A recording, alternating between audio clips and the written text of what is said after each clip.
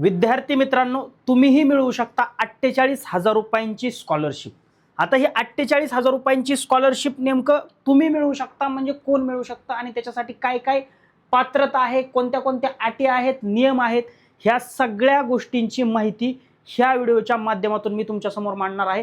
त्यामुळं व्हिडिओ तुम्ही अगदी शेवटपर्यंत बघायचा आहे, कारण महत्त्वाचा व्हिडिओ असणार आहे। तुमच्या शालेय जीवनातल्या स्कॉलरशिप परीक्षांसंदर्भातला व्हिडिओ असणार आहे। नुसताच स्कॉलरशिप मिळवण्यासाठी नाही, तर भविष्यातल्या स्पर्धा परीक्षांसाठी याचा फायदा नेमका कसा होणार आहे याच्या बाबतीत इत्यंभूत माहिती मी तुमच्यापर्यंत पोहोचवणार आहे। त्यामुळे वेळ न घालवता आपण काय करू, व्हिडिओला सुरुवात करू। तर विद्यार्थी मित्रांनो, ही जी 48,000 रुपयांची स्कॉलरशिप आहे ती कितवीच्या वर्गासाठी आहे? इयत्ता 8वी मध्ये शिकत असलेले विद्यार्थी। त्याच्यासाठी काय करायचंय? NMS स्कॉलरशिप परीक्षा द्यायची। काय करायचंय? NMS स्कॉलरशिप परीक्षा द्यायची। मग आता ही NMS स्कॉलरशिप परीक्षा सगळे विद्यार्थी देऊ शकतात का? मुलं देऊ शकतात का? मुली देऊ शकतात? त्याच्यामध्ये काय बाकीच्या अजून काय टर्म्स कंडिशन आहेत का? या सगळ्या गोष्टींची माहिती या व्हिडिओच्या माध्यमातून मी तुम्हाला सांगणार आहे। तर बघा विद्यार्थी मित्रांनो, NMS स्कॉलरशिप परीक्षा तुम्हाला जर पास व्हायचं असेल, पात्र व्हायचं असेल, मेरिटमध्ये जर यायचं असेल, तुम्हाला या फेजमध्ये जावं लागेल। पहिल्यांदा तुम्हाला इंट्रोडक्शन करून देतो, त्यानंतर इलिजिबिलिटी काय आहे म्हणजे पात्रता काय आहे।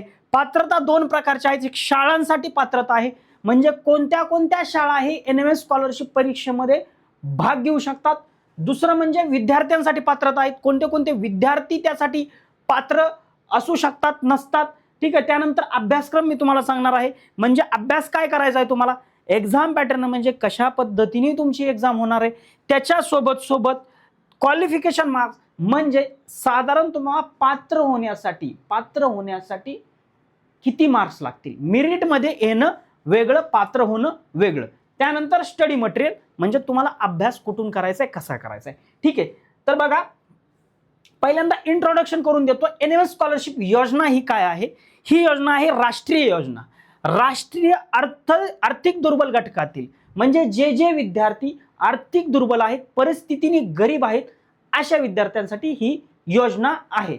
दुसरी अट काय?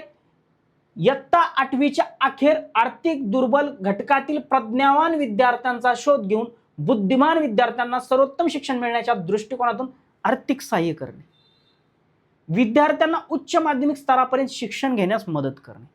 म्हणजे NMS स्कॉलरशिप परीक्षा जी आहे याचा हेतू काय आहे की जे ग्रामीण भागातील आर्थिक दुर्बल घटकातील प्रज्ञावान विद्यार्थी आहेत, जे बुद्धिमान आहेत, जे हुशार आहेत, ज्यांच्यामध्ये शिकण्याची क्षमता आहे, जिद्द आहे, चिकाटी आहे, मेहनत करण्याची क्षमता आहे, अशा विद्यार्थ्यांना परिस्थिती अभावी शिक्षण घेता येत नाही, परिस्थितीमुळे शिक्षण घेता येत नाही, त्यांच्याकडे पैसे नाहीत, पैशामुळे त्यांना शाळा सोडावी लागते। अशा परिस्थितीमध्ये शासन तुम्हाला शिक्षणासाठी, तेथून पुढच्या शिक्षणासाठी आर्थिक सहाय्य देणार, अशासाठी ही योजना आहे। पुढे बघू, मग याच्यामधनं आर्थिक सहाय्य कशा पद्धतीने मिळणार? तर पात्र झाल्यास विद्यार्थ्याला काय मिळणार? तर ही परीक्षा उत्तीर्ण झाल्यानंतर विद्यार्थ्यास इयत्ता 9वी ते 12वी म्हणजे 4 वर्षात 48,000 रुपयांची स्कॉलरशिप मिळते। मग बघा, शासनाने 10वी 9वी मध्ये 12,000 देण्याचं ठरवलं, 10वी मध्ये 12,000 देण्याचं, 11वी मध्ये 12,000, 12वी मध्ये 12,000। याच्या मागचा हेतू काय? एकदम का दिले नाहीत? कारण मुळामध्येच ह्या स्कॉलरशिप परीक्षा घेण्यामागचा हेतू आहे की तुम्हाला शिक्षणासाठी आर्थिक सहाय्य। ठीक आहे, शिक्षणासाठी आर्थिक सहाय्य असा तुम्हाला 48,000 रुपयांची स्कॉलरशिप मिळते। मग याच्यासाठी पात्रता काय आहे? स्कूलसाठी आणि विद्यार्थ्यांसाठी पात्रता काय? तर स्कूलसाठी पात्रता आहे महाराष्ट्र राज्यातील कोणत्याही शासकीय शासनमान्य अनुदानित स्थानिक स्वराज्य संस्थेतील इयत्ता 8वी मध्ये शिकत असलेला आणि खालील अटींची पूर्तता करत असलेला विद्यार्थी NMS स्कॉलरशिप परीक्षा देऊ शकतो। शासकीय शाळा किंवा शासनमान्य अनुदानित शाळा किंवा स्थानिक स्वराज्य संस्थेच्या, नगरपालिकांच्या, महानगरपालिकांच्या शाळा, याच्या शाळेमध्ये, ह्या शाळांमध्ये 8वीच्या वर्गामध्ये शिकत असलेला आणि ज्याच्या पालकांचे म्हणजे आई आणि वडिलांचे दोघांचे मिळून वार्षिक उत्पन्न 3,50,000 रुपयांपेक्षा कमी असे विद्यार्थी, सोबत विद्यार्थी किंवा विद्यार्थिनी ज्याने इयत्ता 7वी मध्ये किमान 55% गुण घेऊन उत्तीर्ण झालेला असावा। आता मला सांगा, मुळातच प्रज्ञावान विद्यार्थी, बुद्धिमान विद्यार्थी 55% गुण मिळवलेलेच असेल। ठीक आहे। SC आणि म्हणजे अनुसूचित जाती जमाती, SC ST कॅटेगरीच्या विद्यार्थ्यांसाठी 50% असले तरी चालते 7वीला। महत्वाचं काय? 3,50,000पेक्षा उत्पन्न कमी असावे विद्यार्थ्याच्या आई आणि वडिलांचे दोघांचे मिळून. दुसरं म्हणजे शाळा एक तर शासकीय असावी, जिल्हा परिषद म्हणजे शासकीय कोणतीही शाळा शासनमान्य असावी, अनुदानित, शासनमान्य अनुदानित एडेड किंवा स्थानिक स्वराज्य संस्थेतील असावी. अशा पद्धतीच्या छोट्या छोट्या अटी आहेत, म्हणजे जवळजवळ बऱ्यापैकी विद्यार्थी ह्यासाठी पात्र आहेत. याच्यानंतर कोणते विद्यार्थी शिष्यवृत्तीसाठी पात्र नाहीत? शाळा शासकीय आहे पण तरीही पात्र नाही, शासन सगळा खर्च करतंय, पात्र नाही. का पात्र नाही? कारण ऑलरेडी तुमचा खर्च शासन करते, शासन तुम्हाला सगळं प्रोव्हाइड करते. बघा मग त्याच्यामध्ये पहिलं केंद्रीय विद्यालयात शिकत असलेले विद्यार्थी, केंद्रीय विद्यालयात शिकत असलेल्या विद्यार्थ्यांसाठी काही गरज नाही. जवाहर नवोदय विद्यालय म्हणजे इयत्ता 6वी ते 12वी मोफत शिक्षण, मोफत निवास, मोफत शैक्षणिक साहित्य, सगळ्या गोष्टी मोफत आहेत, यांना गरज नाही. शासकीय वसतिगृहाच्या सवलतीचा, भोजन व्यवस्थेचा व शैक्षणिक सुविधांचा लाभ घेणारे विद्यार्थी गरज नाही. आणि सैनिकी शाळेमध्ये शिकत असलेले विद्यार्थी, हे विद्यार्थी NMS स्कॉलरशिप परीक्षा देऊ शकतात. सांगतोय काय, तुम्हाला वाटलं सर आम्हाला अनुभव घ्यायचा आहे, आम्हाला अनुभव घ्यायचा आहे की भविष्यामधल्या स्पर्धा परीक्षांचा पेपर कशा पद्धतीचा असतो. NMS स्कॉलरशिप परीक्षा ही असं ऐकलंय आम्ही की स्पर्धा परीक्षांपेक्षा बी टफ घेतली जाते, म्हणजे अगदी MPSC गट क ब लेवलचा पेपर असतो. मग नक्की 100% खरं आहे, तुमची तयारी ह्या माध्यमातून होतो, तर तुम्ही स्कॉलरशिप परीक्षा NMS देऊ शकता. फक्त तुम्हाला काय होणार, तुम्हाला काय मिळणार, 48,000 रुपयांची मदत मिळणार नाही, कारण ऑलरेडी शासन तुमच्यासाठी करतंय. ठीक आहे. मग आता सिलेबस काय? बौद्धिक क्षमता चाचणी हा पहिला पेपर, शालेय क्षमता चाचणी हा दुसरा पेपर, हा पहिला पेपर, हा दुसरा पेपर. आता बौद्धिक क्षमता चाचणी म्हणजे मानसशास्त्रीय चाचणी असून त्यामध्ये कार्यकारणभाव, विश्लेषण, संकलन इत्यादी संकल्पनावर आधारित 90 बहुपर्यायी वस्तुनिष्ठ बहुपर्यायी प्रश्न येतात. म्हणजे विद्यार्थ्याची विचार करण्याची क्षमता किती आहे, तो कशा पद्धतीने विचार करू शकतो, किती फास्ट विचार करू शकतो, अशावर आधारित तर्क वितर्क लावून उत्तरे काढू शकतो. लॉजिक बेस प्रश्न ह्या बौद्धिक क्षमता चाचणी विषयामध्ये असतात. आणि याच्यात बी मध्ये शालेय म्हणजे शाळेचा अभ्यासक्रम, मग त्याच्यामध्ये इयत्ता 8वी पर्यंतच्या अभ्यासक्रमावर त्याच्यामध्ये सगळ्यात महत्त्वाचा पूर्णतः तुमचा 8वीचाच अभ्यासक्रम असतो, 7वीचा थोडाफार असतो, मोस्ट ऑफ दी 99% म्हणलं तरी चालेल 8वीचा अभ्यासक्रम असतो. मग 8वीच्या अभ्यासक्रमातले कोणते विषय? सामान्य विज्ञान 35 गुण, त्याच्यामध्ये भौतिकशास्त्र, रसायनशास्त्र, जीवशास्त्र. तुम्ही फक्त सायन्स लक्षात ठेवा, विज्ञान 35 गुण.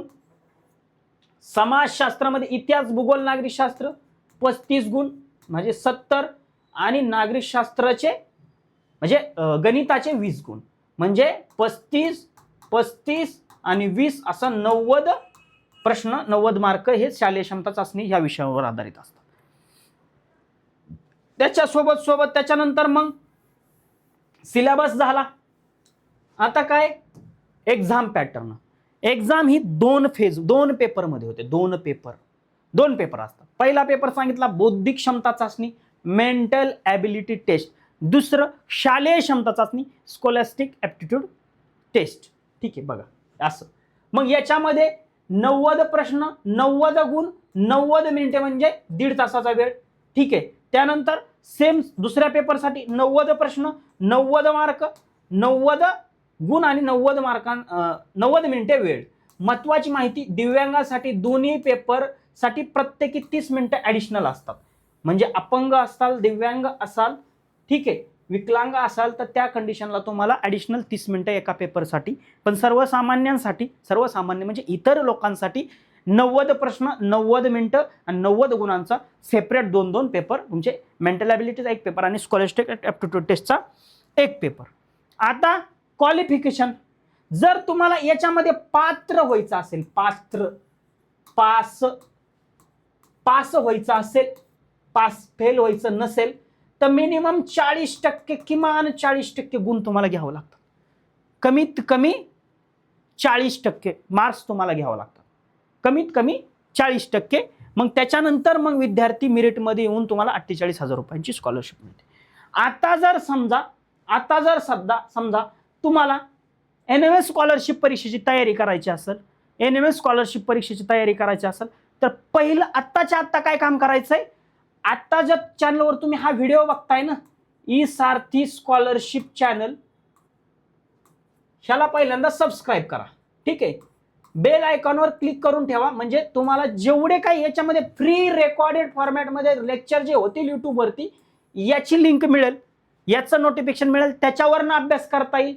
दुसरी गोष्ट काय करायची, झालेल्या लेक्चरवर फ्री नोट्स मिळवायची. तर तुम्हाला ह्या व्हिडिओच्या डिस्क्रिप्शन बॉक्समध्ये मी लिंक देतो, ते ॲप डाउनलोड करून ठेवा, ई सारथी ऑनलाईन. आणि तिसरी सगळ्यात महत्त्वाची गोष्ट म्हणजे तुम्हाला NMS स्कॉलरशिप परीक्षेची बॅच जॉईन करून मोफत पुस्तकं पाहिजे असतील, ठीक आहे, मोफत पुस्तकं पाहिजे असतील या परीक्षेची तयारी करण्यासाठी, हा सोपा नंबर आहे 9975575767 9975575767 या व्हॉट्सअप क्रमांकावर काय करायचं, तुमचं नाव आणि कोणत्या परीक्षेची म्हणजे NMS स्कॉलरशिप परीक्षेची आम्हाला तयारी करायची. म्हणजे फक्त NMS जरी टाईप करून टाकलं NMS तरी तुम्हाला सगळी माहिती इन डिटेल सगळ्या गोष्टी तुम्हाला काय केल्या जातील, विद्यार्थी मित्रांनो दिल्या जातील, सांगितल्या जातील. व्हिडिओ आवडला असेल, महत्त्वपूर्ण वाटला असेल तर नक्की व्हिडिओला लाईक करा आणि तुमच्या मित्रातले, नातेवाईकातले, भावकीतले जेवढे काही विद्यार्थी असतील जे सध्या 8वीच्या वर्गामध्ये शिकत आहेत त्या विद्यार्थ्यांपर्यंत हा व्हिडिओ शेअर करा, जेणेकरून तो हा व्हिडिओ बघून त्याला NMS स्कॉलरशिप परीक्षेबद्दल माहिती मिळेल आणि त्याला जर मोफत तयारी करायची असेल तर तो आमच्या चॅनलपर्यंत, आमच्या ॲप्लिकेशनपर्यंत पोहोचल आणि त्याला त्याचा काय होईल, फायदा होईल. धन्यवाद मित्रांनो.